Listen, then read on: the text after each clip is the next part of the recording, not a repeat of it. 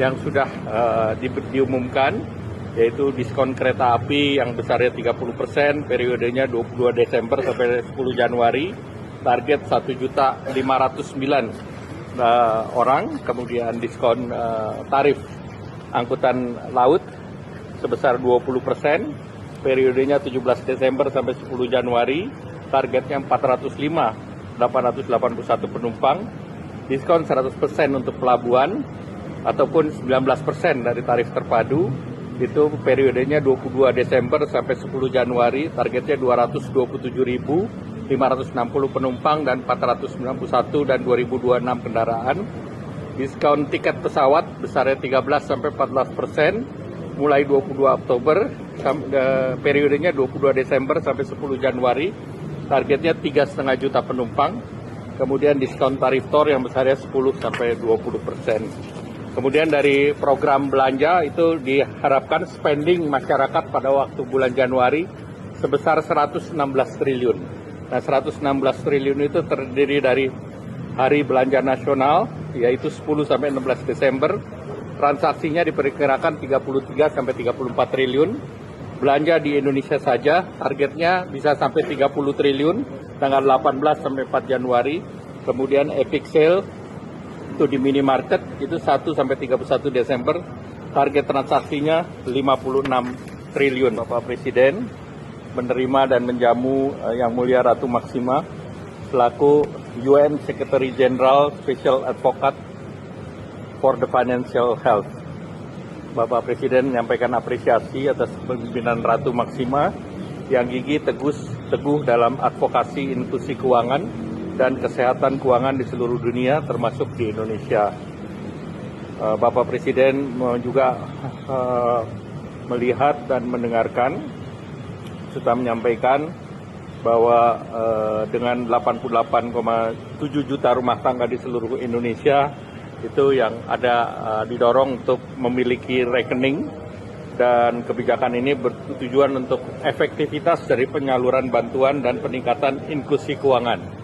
Inklusi keuangan di Indonesia sudah 92,7%, namun dari tingkat literasi baru 66,64%. Namun angka 66,4% literasi ini sudah lebih tinggi daripada rata-rata negara OECD terkait literasi keuangannya.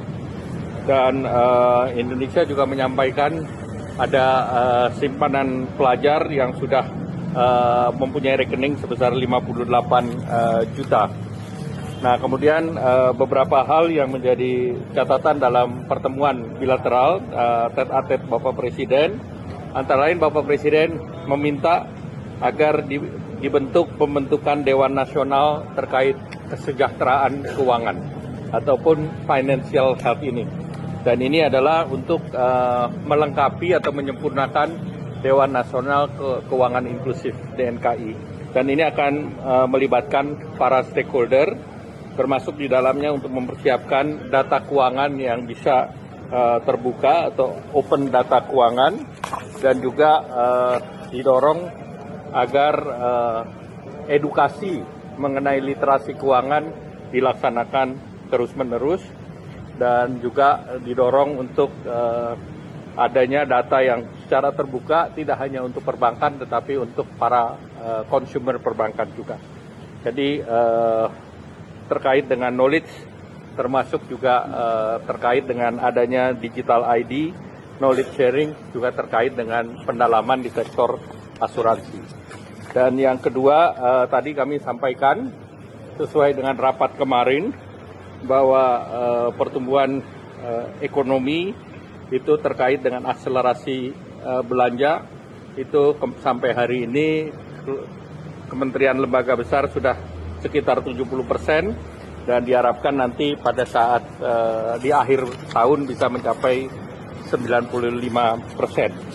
Termasuk program-program unggulan Bapak Presiden, MBG, Sekolah Rakyat, Kesehatan Gratis, Listrik Pedesaan juga terus akan diakselerasi. Kemudian yang kedua, kami laporkan kemarin berbagai diskon yang sudah diumumkan, yaitu diskon kereta api yang besarnya 30%, periodenya 22 Desember sampai 10 Januari, target 1.509.000 orang, kemudian diskon tarif angkutan laut sebesar 20%, periodenya 17 Desember sampai 10 Januari, targetnya 405.881 penumpang, diskon 100% untuk pelabuhan, ataupun 19% dari tarif terpadu, itu periodenya 22 Desember sampai 10 Januari, targetnya 227.560 penumpang dan 491 dan 2026 kendaraan. Diskon tiket pesawat besarnya 13 sampai 14%, mulai 22 Oktober, periodenya 22 Desember sampai 10 Januari, targetnya 3,5 juta penumpang. Kemudian diskon tarif tol yang besarnya 10 sampai 20%. Kemudian dari program belanja itu diharapkan spending masyarakat pada waktu bulan Januari sebesar 116 triliun. Nah, 116 triliun itu terdiri dari hari belanja nasional, yaitu 10 sampai 16 Desember. Transaksinya diperkirakan 33 sampai 34 triliun. Belanja di Indonesia saja targetnya bisa sampai 30 triliun tanggal 18 sampai 4 Januari. Kemudian epic sale itu di minimarket itu 1 sampai 31 Desember, target transaksinya 56 triliun. Kemudian juga dilaporkan terkait dengan pertemuan kemarin, adakan pertemuan dengan perwakilan Partai Komunis China dari Provinsi Puchao. Dan dalam pertemuan itu diadakan Memorandum of Understanding terhadap 16 kegiatan, dan dari 16 kegiatan itu terkait dengan program Twin Country Two Pax, itu terrekam investasi total dari 16 proyek sebesar 36,4 triliun. Proyek itu antara lain terkait dengan proyek baja 1 juta ton, kemudian pengolahan daging dan produk kelautan, kemudian perdagangan nikel iron, kemudian proyek R&D daripada tekstil dan high-end, kemudian terkait dengan batu bara, dan juga kerjasama bahan baku terkait dengan tekstil, dan juga proyek kerjasama industri teh dan melati, dan juga direct sourcing terkait dengan produk agriculture, termasuk kelapa dan durian. Dan itu seluruhnya akan investasi di kawasan industri Batang yang pada waktu yang lalu diresmikan oleh Pak Presiden dengan Perdana Menteri Li Qiang. Jadi dengan demikian ini salah satu untuk mengakselerasi investasi di kawasan industri Batang. Demikian, terima kasih.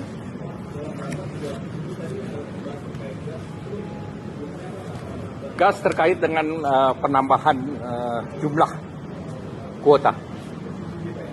Ya, 300.000 sekian. Ya.